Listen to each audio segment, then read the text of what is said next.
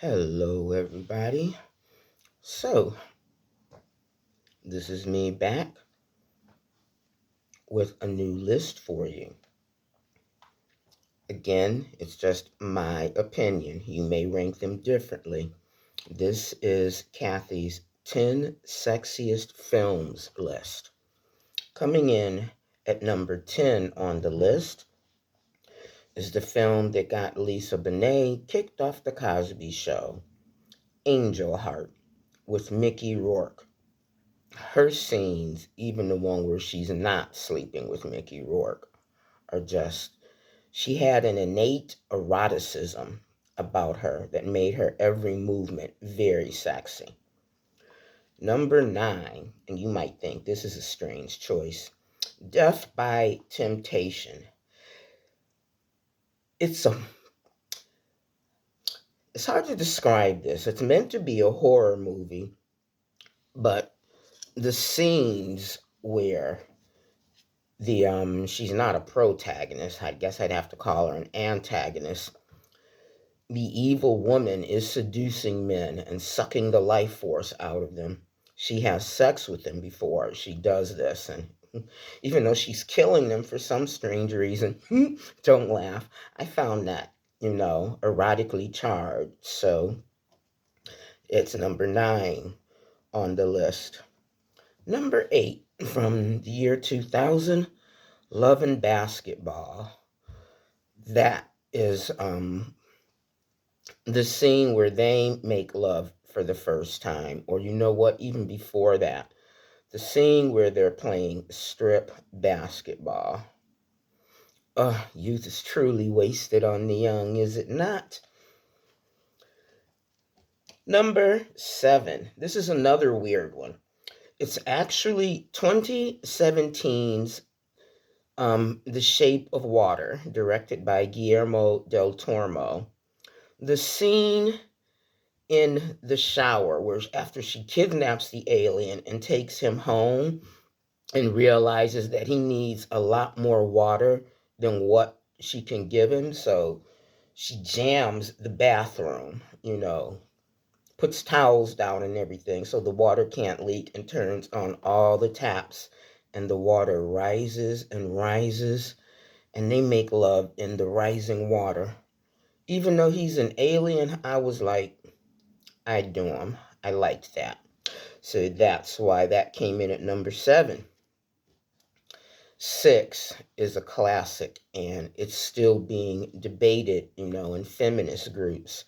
Spike Lee's 1986, She's Gotta Have It, with the infamous heroine Noah Darling. I say she was a heroine because she did what she wanted. Some people would say she was a slut. But I never understood, even at 15, why a man can do whatever he wants to do with however many women, but a woman, that is, who plays the game like a man, is called a hoe or a slut or a harlot or whatever. Anyway, Nola's scenes were just remarkably sweat inducing for me. So that's why it's number 6 on my list. Number 5 on Kathy's list of the 10 sexiest films, halfway mark, people. Number 5, Wild Orchid, with Carrie Otis, Jacqueline Bisset, and Mickey Rourke, from 1989. This is set against the colorful backdrop of Carnival in Brazil. The way Carrie Otis loses her innocence and everything else to Mickey Rourke is just, it's breathtaking to watch.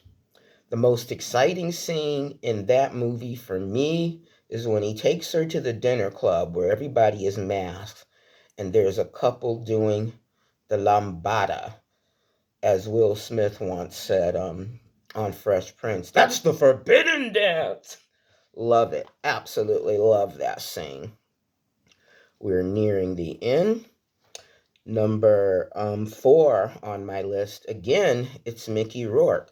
Gotta admit, Mickey Rourke was really hot in the 80s. This is him with Kim Basinger in 9.5 Weeks. The feeding scene, late night in front of the fridge. The strip tease she does for him to the Joe Cocker tune, You Can Leave Your Hat On.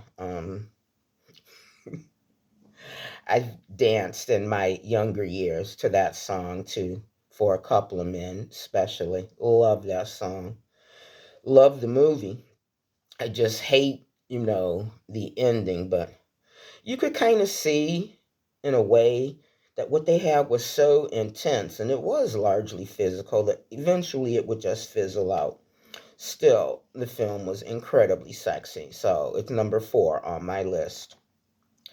Down to the top 3. Top 3 causes controversy as well.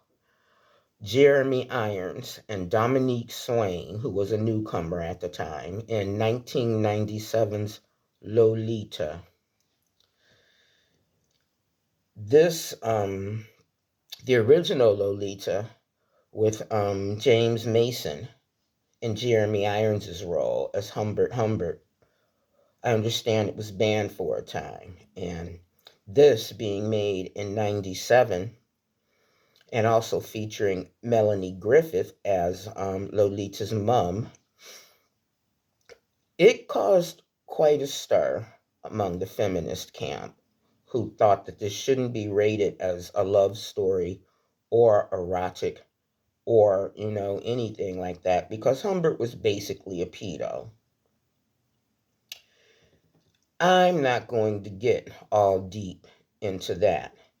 I found the film enthralling, definitely erotic. Jeremy Irons, who's long been a favorite of mine, he's never, ever, ever had a problem, stripping off for the camera. So just looking at him, and if you really, really watch the film, and I've watched it probably 50 plus times, she comes on to him first of all. But like I said, I wasn't going to get into a deep conversation about Lolita. I will just say I'm enchanted and enthralled and obsessed with that film, and that's why it's number 3.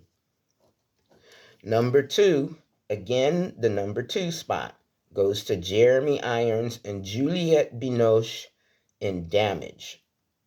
I admit to having a girl crush on Juliette Binoche. She is just so hot.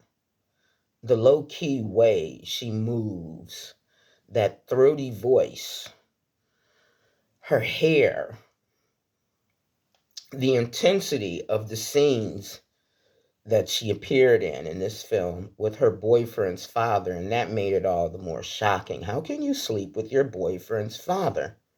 They were both guilty. The only thing I didn't like about that movie, obviously, was I didn't like that the son finds out in the way that he does, and the close up when they pan in on his face as he discovers his father and his fiance together is priceless. To say nothing of the sex, which was just really, they did it anywhere, anytime. And like I said, I have a huge thing for Jeremy Irons. So that is number 2. Shall we do the unveiling? What is Kathy's number 1 favorite sexiest movie ever? From 1980 with William Hurt and Kathleen Turner. Body Heat. This is, even though, they're conspiring to kill her husband, the steam between these two, it just floats out the TV screen and envelops you as you're sitting in your chair or on your sofa or wherever you're perched watching it. Where he comes through the patio door and she's just standing there, all, brazen, hands on hips, not moving. I needed a shower after that. So that's my 10 sexiest films ever. Thank you as always for tuning in and watching me. Drop a line in the comments below about whether or not you agree or disagree with my list, or if there's something you think should have been added to the list. As always, be safe, be well, be happy. Thanks for tuning in, and I'll see you next time around. Bye.